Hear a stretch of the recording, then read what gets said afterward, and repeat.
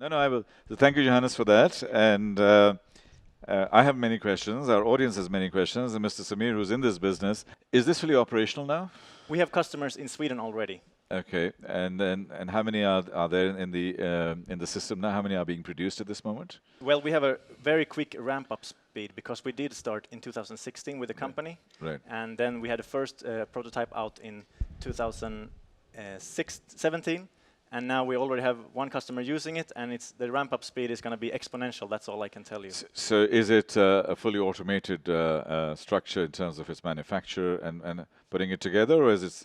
We're still working on exactly who's going to be our long-term partner. So we're working with some partners now as the production partners, and then we receive the full vehicle and put in our software into it. So you spoke about NVIDIA becoming the brain. NVIDIA is nowhere as smart as you and I, and it doesn't have the judgment that you and I have. How do you put the ethics into NVIDIA in terms of the decision that this machine makes when it sees an animal and a child? Which one does it hit, and how and why, and how do you make that decision? Yeah. So let me clarify that NVIDIA is only providing the hardware, where we are producing the brain and the rules that the truck has to follow. Yeah. And safety is always number one. So what we do is that when something unidentified comes in front of this vehicle, the vehicle stops, no matter what. So safety is always number one, or goes to the side.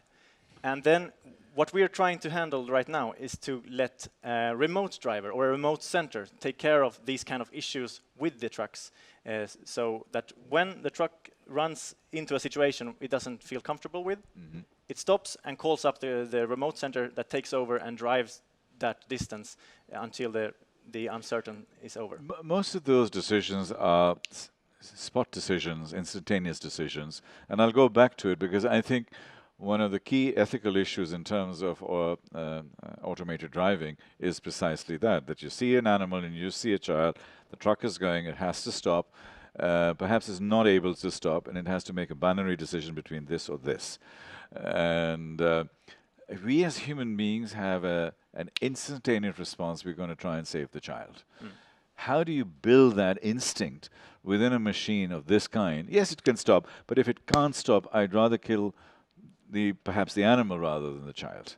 How do I make that decision? Yeah. So we will see a lot of developments in autonomy moving forward. In all these companies, Uber, Tesla, Google, all of them will be part of developing autonomous features.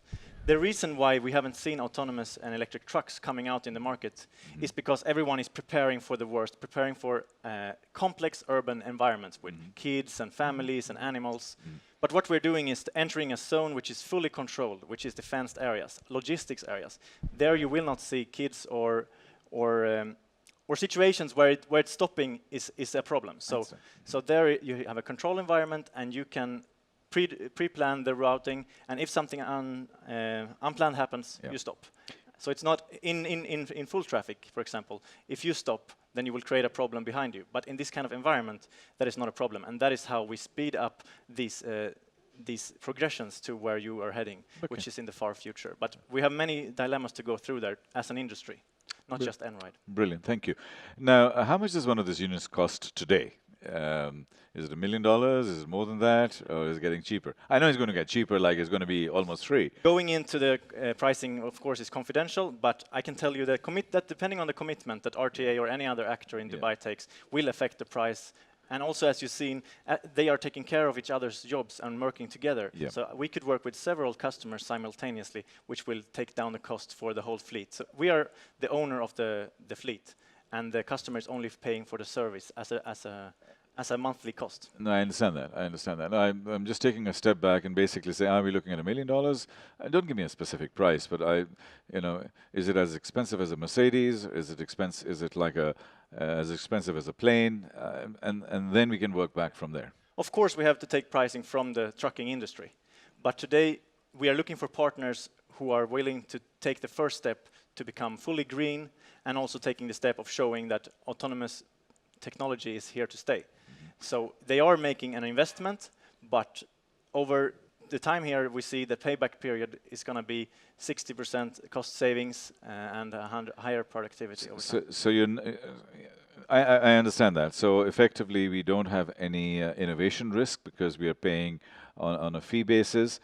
We don't have any obsolescence risk. So because we take the because responsibility. you're taking that responsibility. You probably have a very fancy insurance structure, which is going to be completely different. And we take the liability as in this period because no company has figured out how to handle autonomy at the moment. So liability stays with the organizations who provide the service. Okay, brilliant. Okay, so question. First of all, I don't think anywhere else, also UAE, is ready for this now, because if you don't have a very accurate maps, it depends, this autonomous car needs so many sensors, but it needs a very accurate map to make sure that it does not cross borders, then it will hit another car. So what about, you're saying RTA. RTA don't have that detailed maps yet in UAE, and it might take many years to reach that. I appreciate your concern about detailed maps. The good thing about our technology is that we use, first of all, 2D mapping from above. But then, as the vehicle drives back and forth and understands its environment it's going to work in, it creates 3D mapping of the environment using the sensors, radar, LiDAR, camera, and all these things are merged on many levels so that there's always a level of, many levels of redundancy when it comes to this environment that the truck will work within.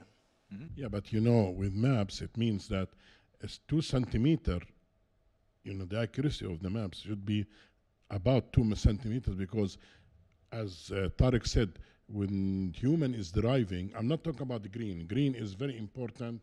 We all, also our system is controlled, we have a CO2 controlled sensors and all this to make sure that we minimize as much as possible the carbon footprint and the CO2 coming off the cars. And that's why we have the smart solution for waste management to control that.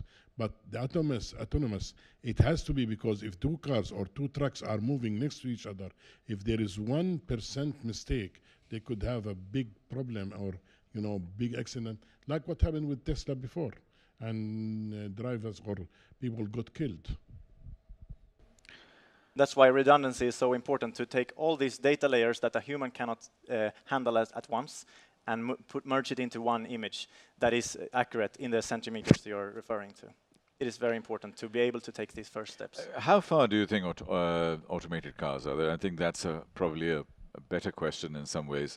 Are we looking at a 2-year time horizon before this thing starts becoming available in commercial environments? Is it longer? What are you seeing?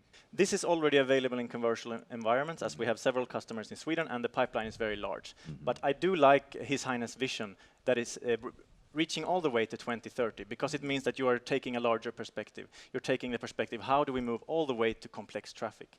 We're talking about logistics areas now, safer environments, but as we transition, technology is already there, but society, people, change management, and legislation has to follow. So that's why I like to talk on the long term as His Highness, but we are already with the technology. Great.